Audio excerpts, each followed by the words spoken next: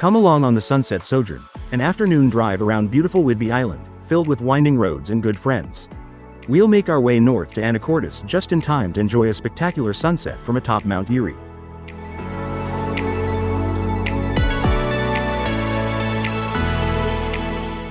We kicked off the drive with a ferry ride from Mukilteo over to Whidbey Island, having started the late in the afternoon in South Everett. After arriving at the ferry terminal, we had a little time to catch up, chat, and generally do what car enthusiasts do when they're gathered around a bunch of Miatas. Once the ferry arrived, it was time to board. Some stayed behind with their cars below decks while others headed topside to enjoy the fresh air and the views as we made the crossing.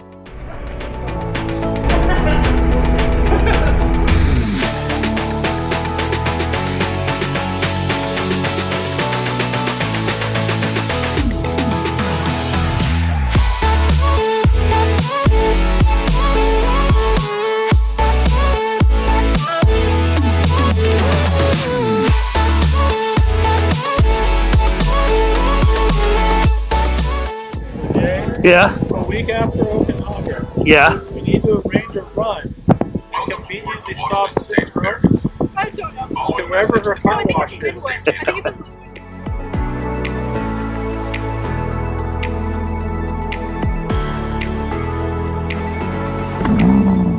Our carefully assembled convoy immediately demonstrated the importance of keeping expectations flexible. Thanks to the ferry loading strategy by the crew in Mukilteo, the back half of our group somehow found itself at the front of the parade on the other side. They made a quick escape up the hill through Clinton, and then patiently waited for the rest of the Miata herd to regroup. We got everything sorted out easily enough, and then we were on our way, exploring the southern end of the island.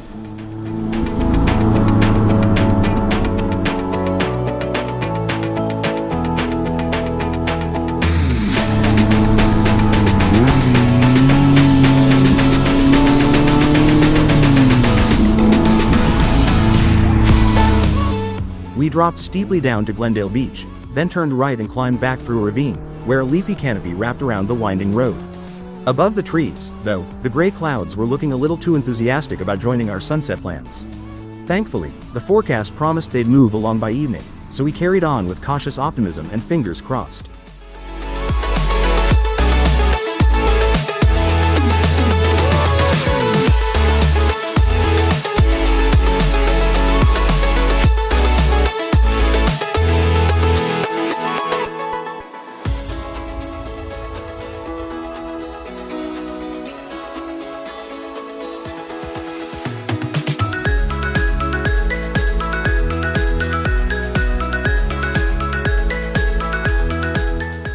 Once we emerged from the ravine, the trees opened up to reveal a patchwork of pastures, with the road twisting and dancing along the fence lines. Horses, barns, and farmhouses flashed by as we cruised along. I've been exploring this part of the island for several years, ever since my aunt moved here, and I never get tired of these roads. It was especially nice this time to share one of my favorite corners of Whidbey with the group.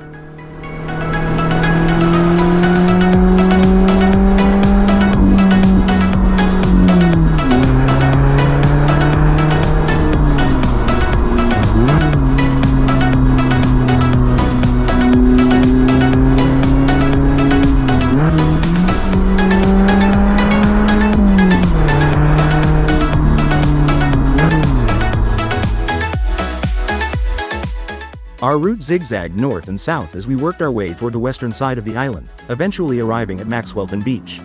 While we waited at a stop sign for everyone to regroup, I remember thinking, this is great, no cross traffic, nobody'll be in front of us.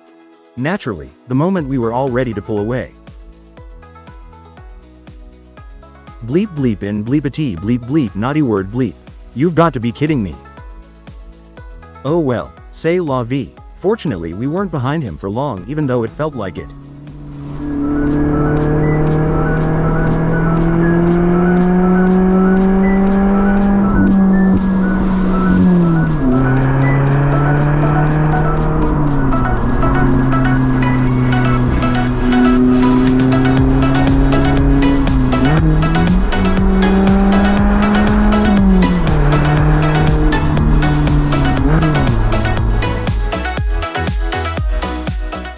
Whoa, what's that I see?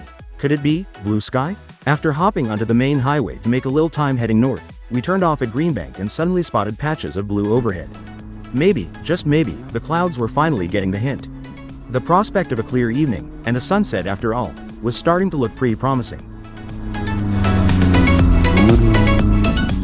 By the time we passed Crockett Lake and Fort Casey, the clouds had finally surrendered and the gloriously warm afternoon sun was shining down on us. I always enjoy visiting Fort Casey, or even just driving past. It's a fascinating place to explore, and it brought back memories of a week I spent here at soccer camp in my younger days. At the time, us kids stayed in bunk beds in the barracks for the week.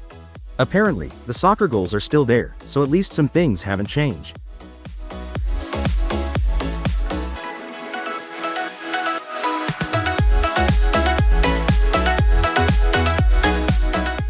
After Fort Casey, we meandered along the bluffs on a winding, unmarked road toward Ebby's Landing. This beautiful stretch of countryside is home to the nation's first National Historical Reserve, preserving a remarkable 12,000 years of human history, from indigenous stewardship to the pioneer settlement established here in 1850 by Colonel Isaac Eby. Not that we stopped to take a look around or anything, we had a schedule to keep and, more importantly, dinner to think about. By now, the afternoon was getting on, and the group was starting to feel a little peckish. So, with history admired from behind the windshield, we pressed onward toward Coupeville in search of food.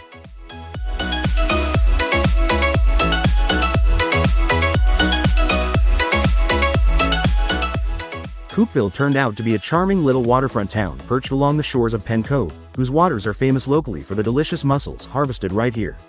By now, everyone was ready to eat, so the group split up and went in search of whatever suited their appetite. Once everyone was happily fed, we regrouped and prepared for the final leg of our journey to Mount Erie.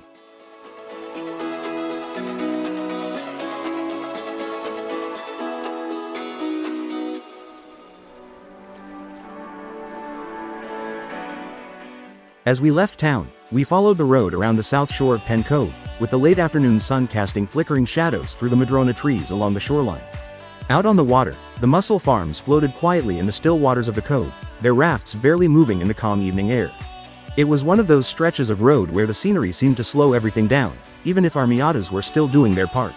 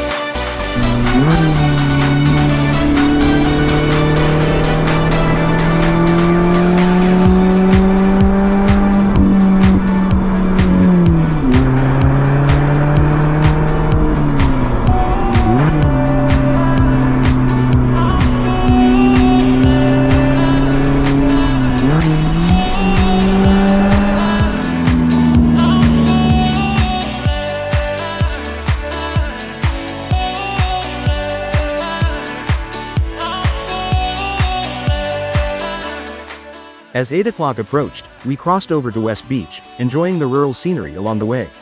West Beach is a particularly picturesque stretch of coastline just south of Naval Air Station Whidbey Island, with a small wetland tucked inland and a narrow strip of land lined with beach houses along the shore. From there, we did a little zigzagging of our own, crossing back toward the other side of the island and passing the display of the pair of A-6 Intruder aircraft at the base's southeast corner. A little complicated perhaps, but we had a pleasant drive with nice scenery and avoided the stoplights and traffic of the big town of Oak Harbor.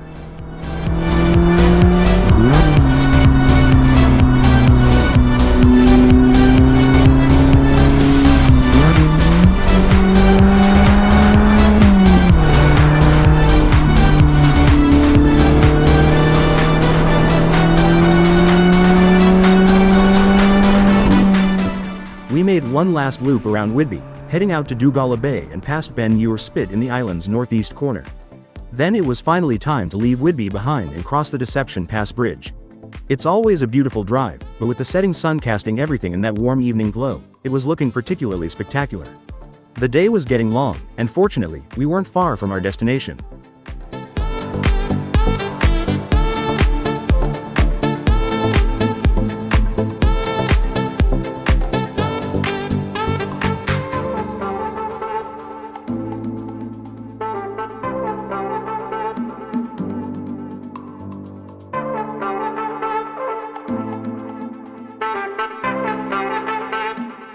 There it is, Mount Erie.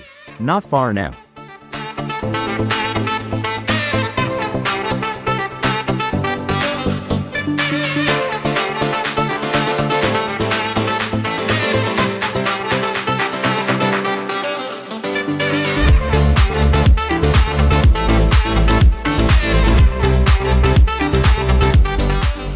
There's a rough but paved road that winds its way up the backside of Mount Erie to the summit. I was a little nervous about parking once we got there, but then I remembered, we were driving tiny cars. Surely we could find somewhere to squeeze them in.